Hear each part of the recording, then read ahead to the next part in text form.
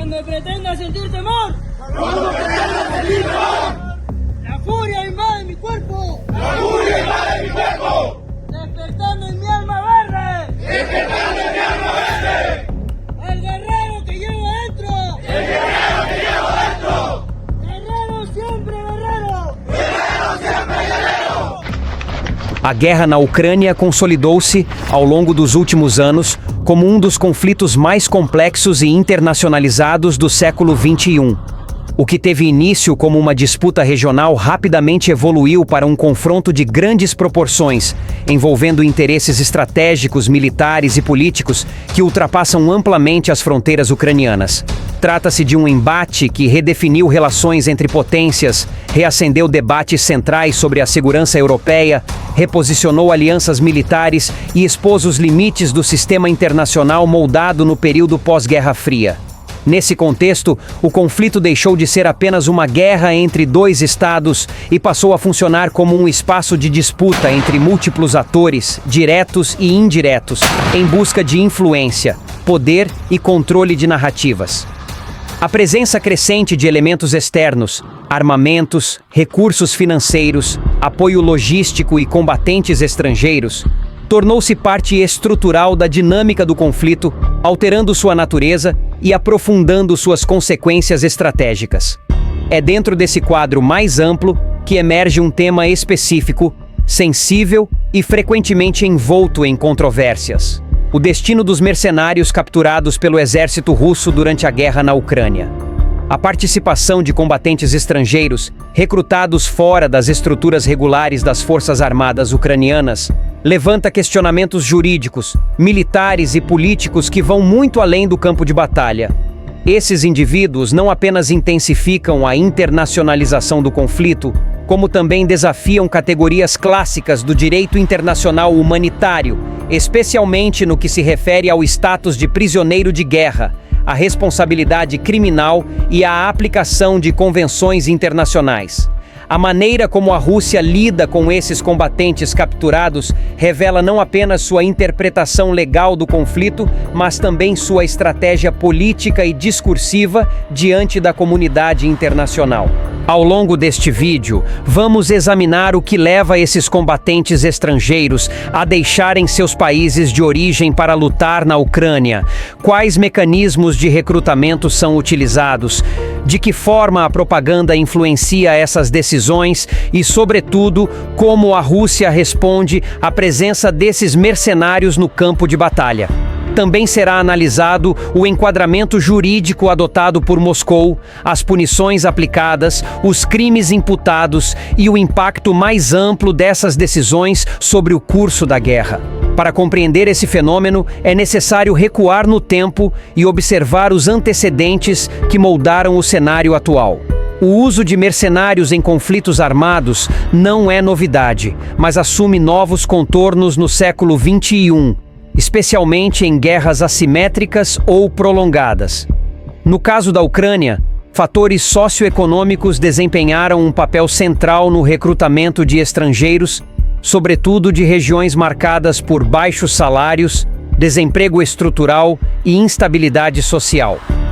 Países da América Latina, como Colômbia e Brasil, aparecem com frequência nas narrativas russas por concentrarem ex-militares ou indivíduos com experiência em combate, mas com oportunidades econômicas limitadas em seus países de origem. A esse cenário, soma-se uma intensa campanha de propaganda promovida por Kiev, que apresentou o conflito como uma luta global entre democracia e autoritarismo, oferecendo altos salários, benefícios financeiros e até promessas futuras, como a concessão de terras.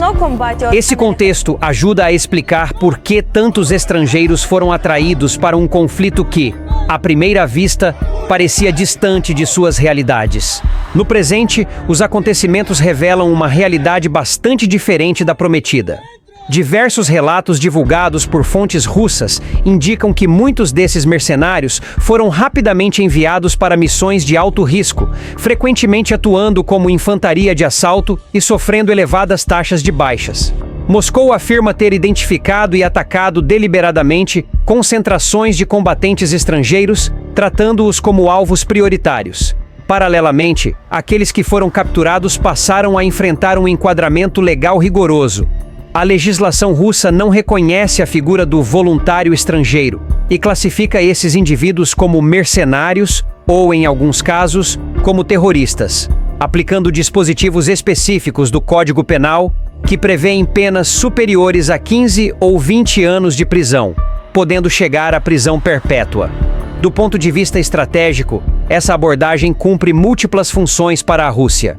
No plano militar, busca desestimular a chegada de novos combatentes estrangeiros, elevando o custo individual da participação no conflito. No campo político, reforça a narrativa de que a Ucrânia estaria utilizando mercenários como material descartável, financiados direta ou indiretamente por potências ocidentais. Ao retirar esses combatentes das proteções previstas na Convenção de Genebra, Moscou também sinaliza que não reconhece qualquer legitimidade na participação estrangeira, enquadrando-a como crime grave e não como ato de guerra regular. As implicações militares e políticas dessa postura são significativas. No curto prazo, mercenários capturados enfrentam julgamentos em tribunais russos ou em estruturas jurídicas associadas, como aquelas estabelecidas em regiões sob controle de Moscou, com acusações que incluem mercenarismo, terrorismo, crimes de guerra e violação de soberania. A extradição para os países de origem é rara e a possibilidade de anistia praticamente inexistente. No plano internacional, essa prática amplia tensões diplomáticas e intensifica o debate sobre os limites do direito internacional humanitário em conflitos híbridos. Ao mesmo tempo, reforça o uso do tema como instrumento de propaganda, tanto interna quanto externa, por parte da Rússia. Ao recapitular os principais pontos, torna-se evidente que a presença de mercenários estrangeiros na guerra da Ucrânia não é um fenômeno marginal, mas um elemento integrante da lógica do conflito. Motivados por fatores econômicos, ideológicos ou pessoais, esses combatentes foram atraídos por promessas que raramente se concretizaram e, quando capturados, passaram a enfrentar um sistema legal implacável. A resposta russa a esses indivíduos reflete não apenas uma escolha jurídica, mas uma estratégia mais ampla de dissuasão, construção narrativa e controle político do conflito. Olhando para o futuro, alguns cenários se desenham. A tendência é de redução no fluxo de mercenários, à medida que os riscos se tornem mais evidentes e as punições mais amplamente conhecidas.